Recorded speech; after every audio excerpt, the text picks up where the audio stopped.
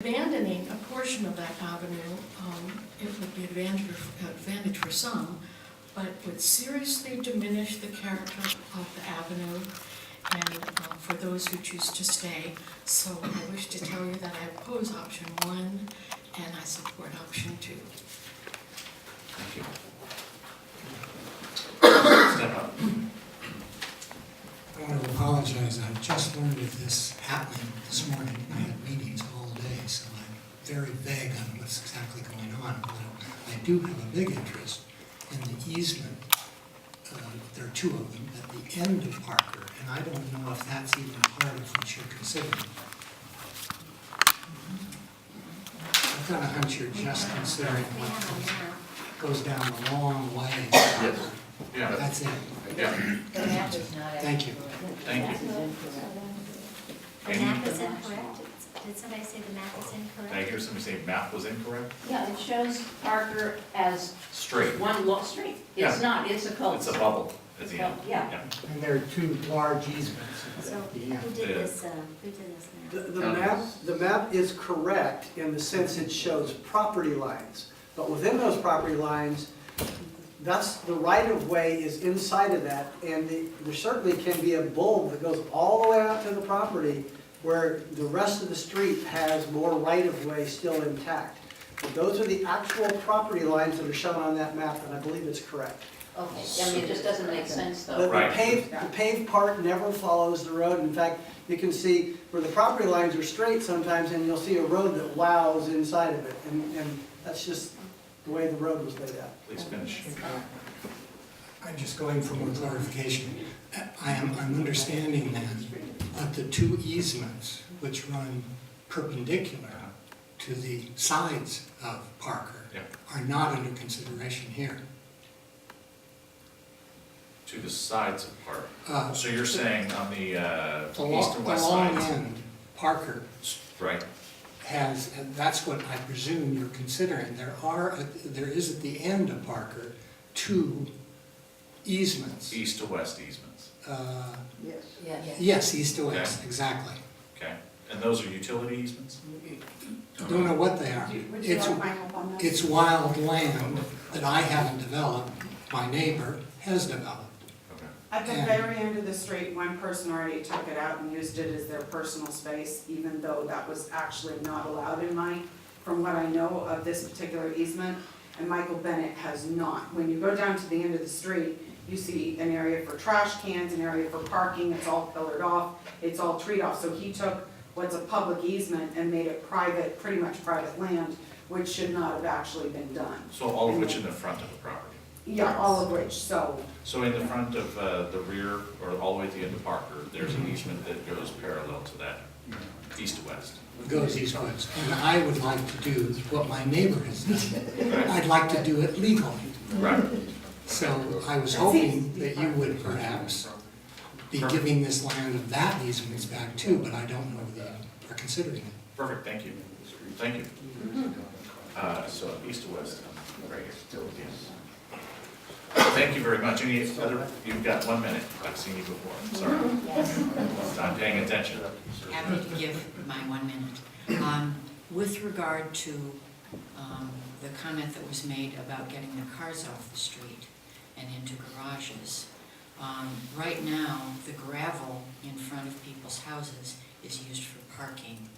If the land that becomes our property is developed now much closer to the street, there will be even less room to park on the street for our guests and so on. Thank you.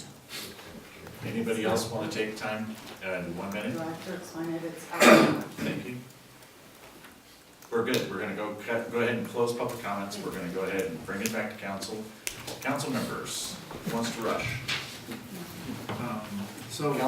There was a lot of questions with regards to the impact, the tax impact of what it would really mean for the residents. And I understand, I guess, that you've done some quick calculation of what you might estimate. Could you share that with us? Well, if it's you know, as one speaker mentioned, if they talked to the assessor and it's got an easement running through it, and the land's encumbered, it's undevelopable, the land itself's not gonna be taxed very highly.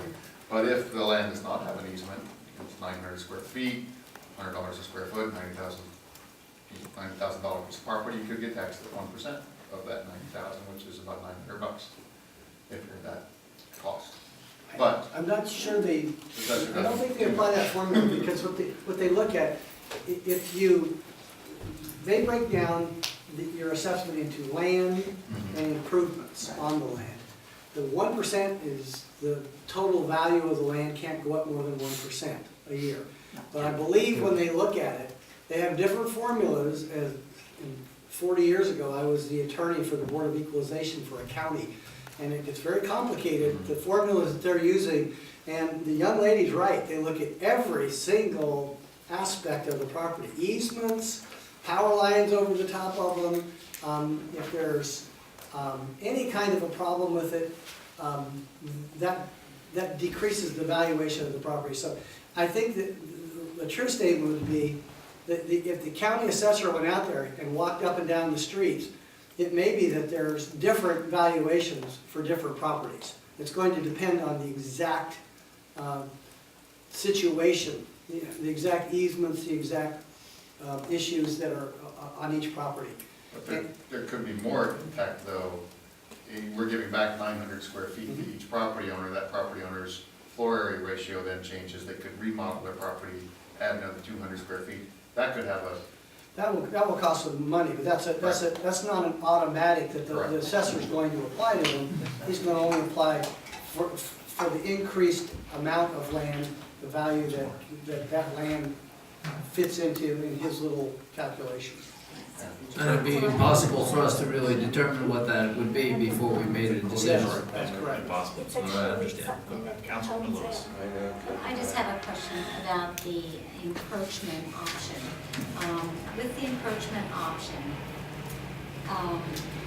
that would not automatically expand the floor area ratio. it in fact would not. It would not, it would not. Period. It would just Okay. allow them to. Use that, Right. apply for encroachment permits to put pots out in front, or build a fence, or maybe a walkway, or a little patio or something, or rocks. Rocks. Oh, don't say that, but, yeah. And could we develop a town-wide encroachment policy that would not only address the Parker Avenue situation, the 6 that are in violation now, as well as roll it out townwide?